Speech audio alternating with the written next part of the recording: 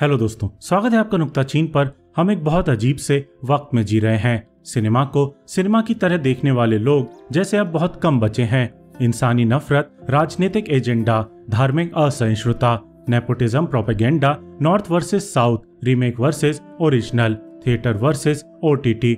हमारा सिनेमा अब जैसे इन्हीं मुद्दों के आसपास की बहसों में उलझ कर रह गया है। और फिर इन बहसों से जन्म हो रहा है बॉयकॉट नाम की चिड़िया का, जो फुर्र फुर्र से उड़कर हर दूसरी चौथी हिंदी फिल्म पर बैठ जा रही है। पिछले हफ्ते ही डार्लिंग्स इसकी चपेट में आई थी, जिस पर मर्दों के खिलाफ डोमेस्टिक वायलेंस का एकदम फालतू आरोप लगाया गया था। और इस हफ्ते राखी पर रिलीज होने वाली दोनों ही हिंदी फिल्मों पर भी सोशल मीडिया में बवाल कटा हुआ है। पहली फिल्म है अक्षय कुमार की रक्षाबंधन, जिसका बॉयकॉट होना अपने आप में ही बेहद अजीब है। जो फिल्म हमारे देश के एक मुख्य त्योहार के बारे में है, जो फिल्म भाई बहन के त्योहार रक्षाबंधन को ग्लोरीफाई ही कर रही है और जिसके गाने भाई बहन के प्रेम से अटे पड़े हैं, उसे ही इस देश में बॉयकॉट करने को कहा जा रहा है। इससे विचित्र आखिर और क्या हो सकता है, और वो भी सिर्फ इसलिए कि फिल्म के दो लेखकों में से एक यानी कि सहलेखिका कनिका ढिल्लन के कुछ पुराने ट्वीट्स कुछ लोगों की विचारधारा से मेल नहीं खाते, और इसीलिए हमसे कहा जा रहा है कि यह फिल्म ना देखें, जैसे कि फिल्म में एक को राइटर के अलावा किसी और का योगदान तो होता ही नहीं है। और फिर ये तब हो रहा है जब खुद अक्षय कुमार को एक नेशनलिस्ट हीरो के तौर पर जाना जाता है, जो देशभक्ति वाली फिल्में करते हैं, सदैव सरकार के समर्थन में खड़े रहते हैं और उसी मूड की फिल्में बनाते हैं जो मौजूदा दौर में मेजॉरिटी दर्शकों को चाहिए होती है। यानी कि इससे कोई फर्क नहीं पड़ता कि आप यहाँ खड़े हैं या वहाँ। बात बात पर आहत होने वाली इस दुनिया में कब किस चीज पर बॉयकॉट ट्रेंड होने लगे, आप कुछ कह नहीं सकते। सबसे ज्यादा विरोध इन दिनों लाल सिंह चड्ढा का हो रहा है और उसके हीरो आमिर खान का हो रहा है। वैसे इस फिल्म के अंदर कुछ ऑब्जेक्शनेबल, कुछ आपत्तिजनक अभी तक बॉयकॉट प्रेमियों को नहीं मिला है, लेकिन उसके हीरो से उन्हें खास चिढ़ है।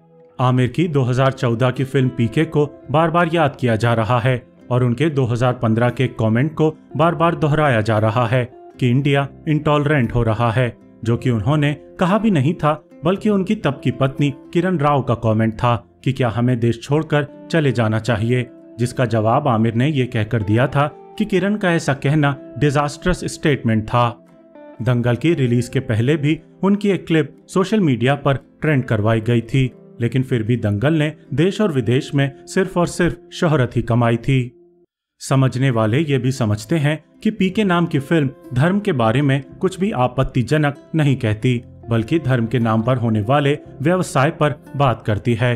और इन बातों को फिल्म में सिर्फ आमिर खान नहीं कहते, बल्कि निर्देशक राजकुमार हिरानी, लेखक अभिजात जोशी और निर्माता विधु विनोद चोपड़ा से लेकर एक्टर अनुष्का शर्मा, सुशांत सिंह राजपूत, संजय दत्त, सौरभ शुक्ला, बोमन ईरानी और म्यूजिक डायरेक्टर शांतनु मोइत्रा, अजय अतुल, अंकित तिवारी और लिरिक्स राइटर स्वानंद किरकिरे, अमिताभ वर्मा और मनोज मुंतशिर भी करते हैं, क्योंकि ये सभी के सभी हिंदू फिल्म पीके का हिस्सा रहे हैं। अर्थात तमाम हिंदू मिलकर एक फिल्म बनाते हैं, लेकिन उसके लिए टारगेट सिर्फ और सिर्फ आमिर खान को किया जाता है ना अजीबोगरीब दुनिया।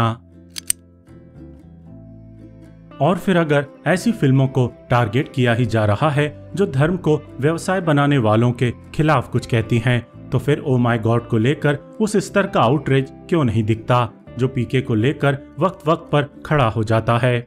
2012 में आई ओ माय गॉड में अक्षय कुमार और परेश रावल ने मुख्य भूमिकाएं निभाई थीं, और परेश रावल तो उस फिल्म में एक ऐसे तगड़े नास्तिक बने थे जो भगवान की सत्ता को भी चुनौती देते थे और धार्मिक कर्मकांडों पर भी खूब उंगलियां उठाते थे।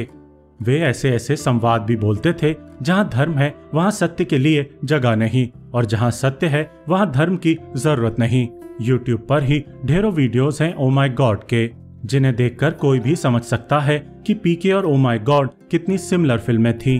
तो फिर similar outreach oh my God के लिए क्यों नहीं होता? परेश रावल की फिल्मों के लिए बॉयकॉट क्यों ट्रेंड नहीं करता? फिल्में उनके कहे सो कॉल्ड आपत्तिजनक संवादों की क्लिप्स सोशल मीडिया पर क्यों शेयर नहीं होती?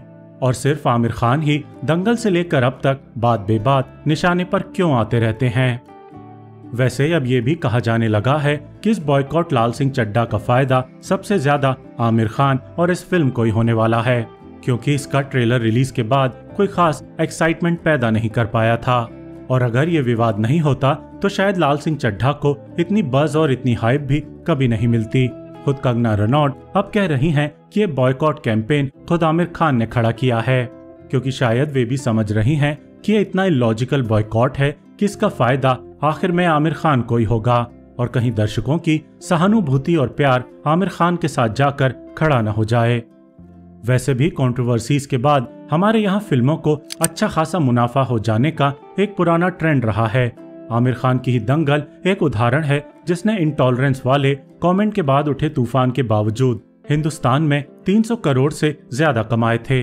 और संजय लीला भंसाली की पद्मावत ने भी, जिसके लिए दीपिका पादुकोण को धमकियां मिली और भंसाली पर हमला तक हुआ, लेकिन फिर भी फिल्म ने 300 करोड़ का कारोबार अकेले हिंदुस्तान में किया। अब देखते हैं कि लाल सिंह चड्ढा के साथ आखिर क्या होता है। 11 अगस्त को रिलीज के बाद कितनी जनता इस फिल्म को देखने जाती है, उससे ही पता चलेगा कि बहुत शोर मचाकर हुए इस बॉयकॉट ने फिल्म का फायदा किया या फिर भारी नुकसान। वैसे इस पूरे वीडियो का पर्पस बस इतना था कि हम लोगों को हिंदी फिल्मों को सिनेमा की कसौटियों पर तौलना चाहिए। किसी बॉयकॉट कॉल के दबाव में आकर पूर्वाग्रह नहीं पालने चाहिए। अगर लाल सिंह चड्ढा एक खराब या औसत रीमेक है तो उसे उस तरह क्रिटिसाइज करना चाहिए। अगर रक्षाबंधन में अक्षय कुमार का अभिनय दोहराव की मार से ग्रस्त है तो ऐसा बोलना चाहिए। और अगर डार्लिंग्स एक अच्छी फिल्म नहीं होती और एक बेकार कहानी में आलिया भट्ट को जाया करती तो हमें ठीक वो ही लिखना चाहिए था। बोले तो क्रिटिकल अप्रोच के साथ फिल्में देखते हुए हमें सिनेमा से मोहब्बत करते रहना चाहिए। नफरत तो वैसे भी जिंदगी के हर मोड़ पर पहले से मौजूद है ही। वीडियो देखने का बहुत बहुत शुक्रिया।